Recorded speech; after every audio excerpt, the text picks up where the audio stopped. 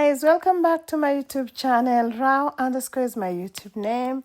I'm today in the village and today I'm visiting my sister-in-law's house.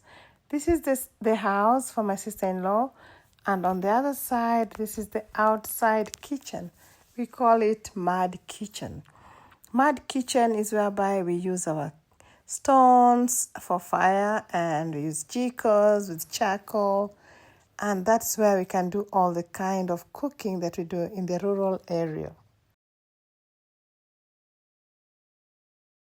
So guys, this is the outside kitchen. In our culture, we always have two kitchens. One kitchen is in the house where you can use your cooker, your stove, and whatever you want to use in the house. And the outside kitchen is where we use the firewood and charcoal, and we keep our chicken and everything can be done. My sister-in-law has been living here for the last 2 years, and I've seen a lot of progress in her homestead.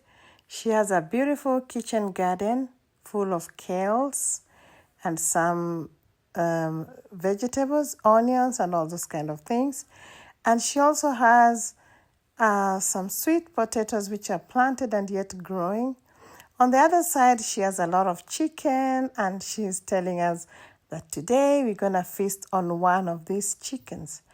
So guys, rural life is how you make it to be, and it's such a beautiful thing to see this chicken walking in their coupon. So let's see what my sister-in-law has in store for us.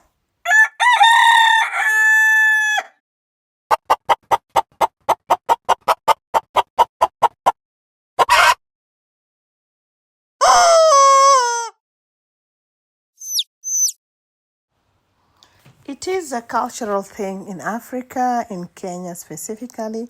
When people visit, you slaughter a chicken for them. So my sister-in-law has already prepared some water. She wants us to boil the water for the chicken to be worked on. This is the water boiling over here, and you can see the smoke.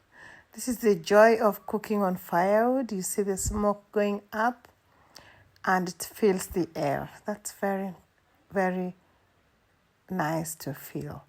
So that's the firewood. She's stuck in the house and she's here. We are waiting for the water to boil before we can slaughter the chicken. I'm trying to light the fire because it's on and off. You have to keep blowing it and putting some sticks and some peppers in it to make the fire light well.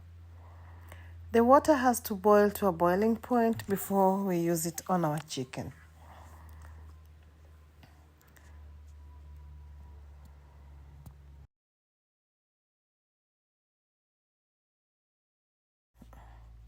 Time to slaughter the chicken, and this is how we do it. You have to step on the sides, on the feathers and the legs, so that the chicken won't run away. And she is cutting it very gently.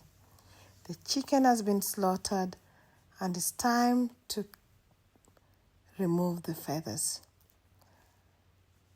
The water is already boiled, so we are dipping the chicken into the water for the feathers to be easy to remove. I think most people do this because this is the only way to remove feathers from your chicken.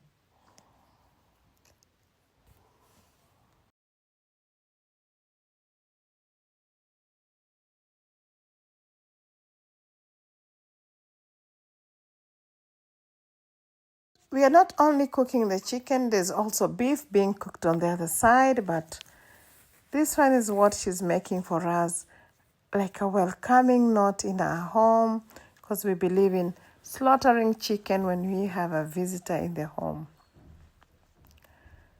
So it's time to remove the water from the fire, and then we remove the feathers from the chicken. Removing the feathers is such a difficult thing to do because you have to make sure that there's nothing left on the chicken. Look at this chicken. It looked so big before it was slaughtered, but now after removing the feathers, we realize it's such a tiny one. But what do? We still have to eat the chicken. So we're going to work on this, cook it, and make sure we enjoy the flavor of chicken in this homestead. I'm really removing the feathers, and she say make sure you remove every little bit. And I'm telling that as we buy chicken which has already been slaughtered and the feathers have been removed, and at times they even cut them for you in advance. So she's showing me how to cut the chicken, and these are some of the lessons we learn from people who are elder than us, because they will show you how to go about it the right way. I'm very careful about being cut by the knife, so I'm just trying to keep care of about my fingers. Anyway, guys, so this is how we cut the chicken in the village, and she's really showing it to me gently. The chicken is being cooked already. Oh, it's already on fire. So that's me frying the chicken, and the fire is a bit hot. I'm trying to move my body behind so that I don't get direct contact with the fire. So the chicken is being cooked already, and we have some ingredients on the side that we're going to use on our chicken.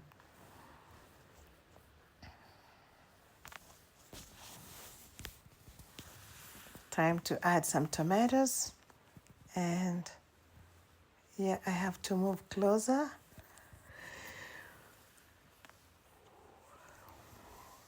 I'm telling my sister-in-law that I usually use very little tomatoes on my food, or sometimes I don't even use them. But as for her, she says she believes that tomatoes make food more tastier. And we kind of argued about this. But anyway, it's all about what you want. As for me, 1 or 2 tomatoes are enough.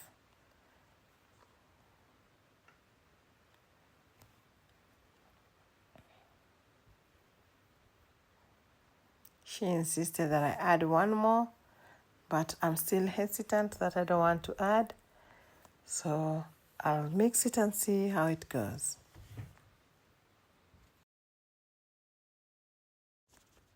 As we are cooking, we are also catching up with the old stories, reminding ourselves of what happened previously, laughing at the top of our voices, and having fun just meeting after such a long time.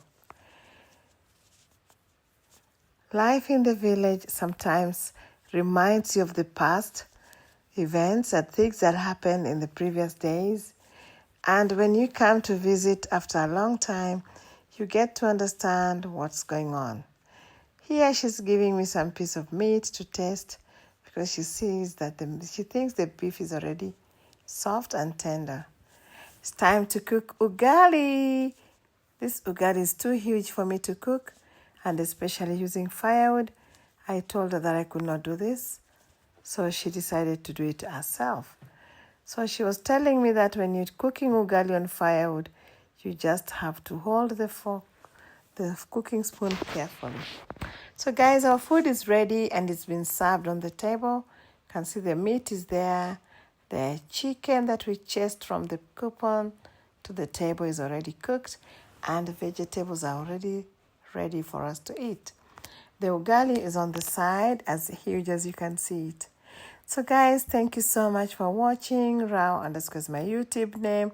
Kindly consider liking, sharing, and subscribing. Bye.